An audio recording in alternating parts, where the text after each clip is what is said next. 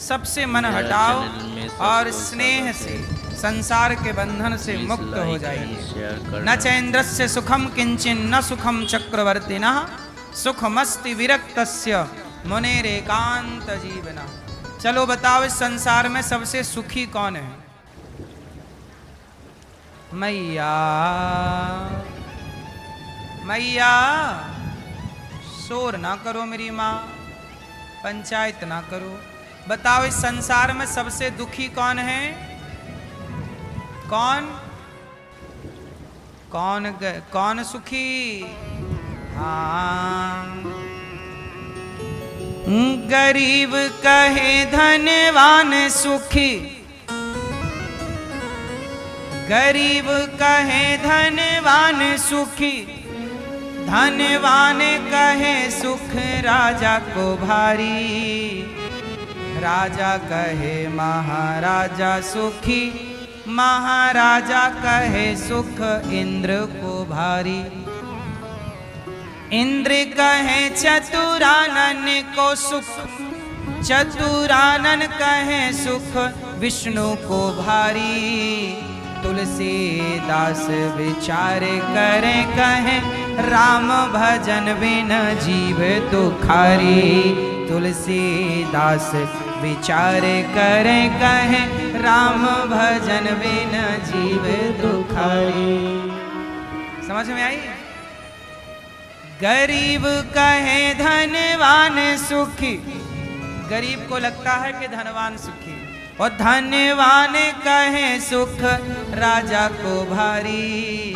धनवान लोग कहते हैं यार पावर जिसके पास है उसे बड़ा सुख है, राजा को बड़ा सुख। और राजा कहे महाराजा सुखी, राजा कहता है जो राजाओं का राजा है, महाराजा जिसे कहते हैं। 25-50 राजाओं के बीच में एक महाराजा, वो ज्यादा सुखी है। जैसे मुख्यमंत्री को लगता है प्रधानमंत्री ज्यादा सुखी है। गरीब कहे धनवान सुखी, धनवान कहे सुख राजा को भारी। राजा कहे महाराजा सुखी, महाराजा कहे सुख इंद्र को भारी। महाराजा को लगता है यार इंद्र बहुत सुखी है, मस्त।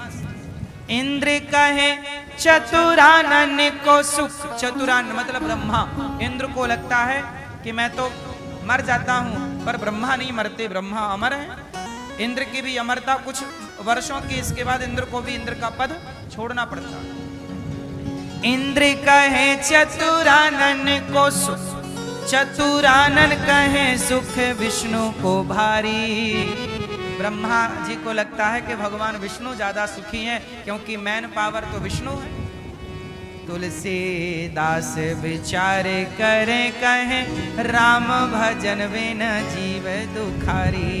तुलसीदास विचार करे कहे राम भजन बिन। कौन दुखी है? जो राम से विमुख है वो दुखी है, और जो राम के सन्मुख है वो सुखी है। इसलिए भगवान से विमुख मत बनिए।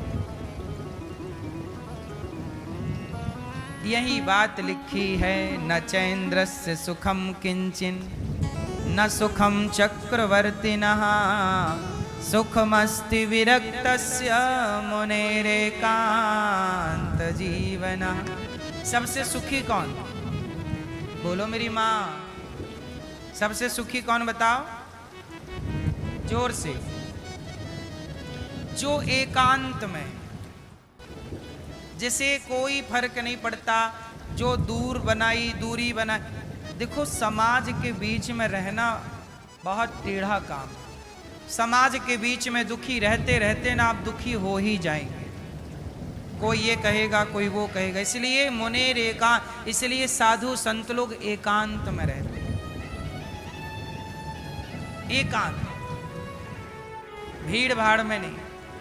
आप लोग भी थोड़ा एकांत पकड़ो, एकांत रहो, चित्त लगाओ भगवान में।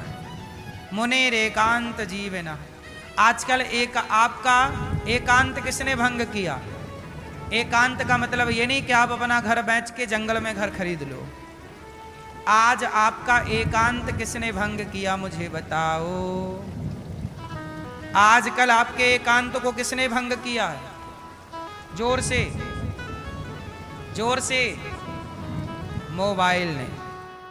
मैं आपको लिखित में दूंगा, आप 1 हफ्ते के लिए अपने मोबाइल को अपने से दूर कर दो, अपने आप सुखी हो जाएंगे, अपने आप आपके होठों पे मुस्कान आ जाएगी। आपका मोबाइल आपको परेशान करता है। दिन भर आप मोबाइल पर कुछ ना कुछ देखते हैं, समय वेस्ट करते हैं। इससे बेहतर है कुछ पढ़िए,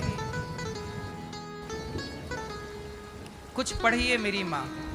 गीता पढ़िए, रामचरितमानस पढ़िए, कुछ ज्ञान लीजिए।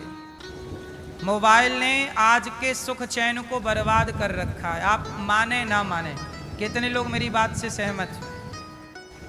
सुखी जीवन चाहते हो तो मोबाइल से थोड़ा दूरी बनाओ, चलाओ उतना जितने की जरूरत हो।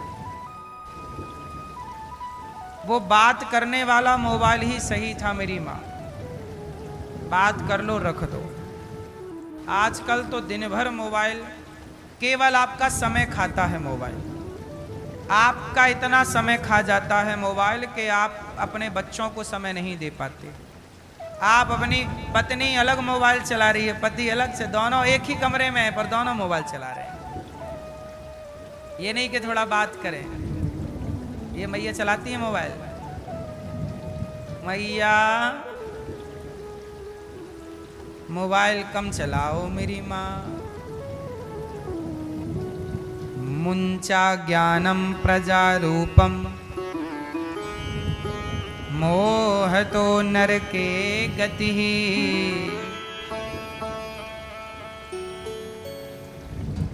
ये मोह नरक ले जाएगा मेरी माँ।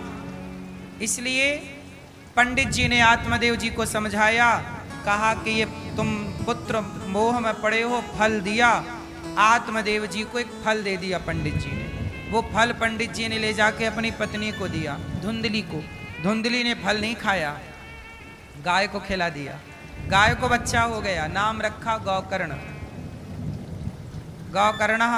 और धुंधकारी उसकी बहन के बेटा हुआ, उसका नाम रखा धुंधकारी। दोनों बड़े हुए, धुंधकारी बड़ा दुष्ट बना।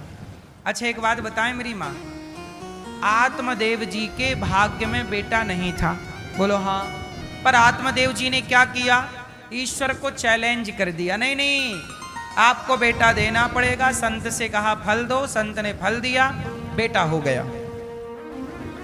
लेकिन वो बेटा जब हुआ तो उस बेटे ने बड़े होकर आत्मदेव जी को इतनी मार लगाई, डंडे से, जूते से और ना जाने किस तरह से। इतना मारा कि आत्मदेव जी परेशान हो गए। भगवान से कहने लगे कि बेटा नहीं था तो ही अच्छा था। एक बात बताएं मेरी माँ, कुछ चीजें यदि आपके पास नहीं हैं तो आप ये मत कहो कि भगवान तुमने हमें ये क्यों नहीं दिया। ये सोचो कि भगवान ने आपके साथ भला किया, शायद ये चीज होती तो आप परेशान हो जाते। इसलिए ईश्वर ने आप पर हित, आपका हित चाहा और जो जरूरत थी वो दिया, जो जरूरत नहीं थी वो। भगवान के आप दूसरे पहलू को भी तो देखिए। एक लड़का था, वो लड़का अपने पिता से बोला कि पिताजी गाड़ी दिला दो, 2 व्हीलर। पिता ने मना कर दिया, मैं तुझे गाड़ी नहीं दिलाऊंगा। वो बेटा अपने बाप से इतना नाराज हुआ कि बोला नहीं, अब मैं आपको पिता नहीं मानूंगा, आपका सम्मान नहीं करूंगा। अब पिता कैसे समझाए कि बेटा मैं गाड़ी तुझे दिला सकता हूं, पर ये गाड़ी से अभी तेरा भला ना होगा, तो भी चलाएगा, कहीं गिर गिरू जाएगा, हाथ पांव तोड़ लेगा। पर बेटा जिद पकड़ के बैठ गया, नहीं माना। पर बाप है, दे दिया। पिता ने गाड़ी दिलवा दी। अब गाड़ी नई नई शौक में चलाया, ले जाके कहीं ठोक दिया, गिर गया, पांव फ्रैक्चर हो गया, एक्सीडेंट हो गया। अब पड़ा बिस्तर में। तो पिता नहीं दिलवा रहा था, तो पिता ये जान रहा था कि ये चीज आपके लिए गलत है अभी, क्योंकि आप मैच्योर नहीं है, समझदार नहीं है। लेकिन बच्चे को क्या लगा कि पिता तो गलत कर रहा मेरे साथ, मुझे गाड़ी नहीं दिला रहा है। उसी तरह कई बार भगवान कुछ चीजें आपको नहीं देते। जैसे बेटा नहीं दिया किसी को, धन नहीं दिया किसी को, आपको लगा कि भगवान ने मेरे साथ गलत किया, ये क्यों नहीं दिया। शायद वो चीजें आपको ज्यादा हानि पहुंचाती इसलिए ईश्वर ने ना देकर भी बड़ी कृपा की।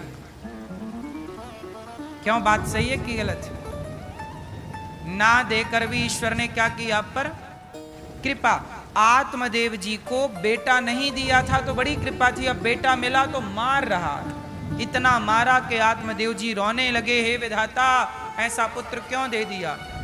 कहा कि भाई मना किया था, नहीं दे रहा था, तुम ही उंगली कर रहे थे, ले लो।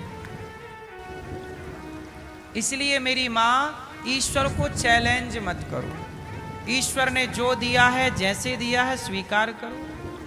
आप अपने हिसाब से नहीं कर सकते।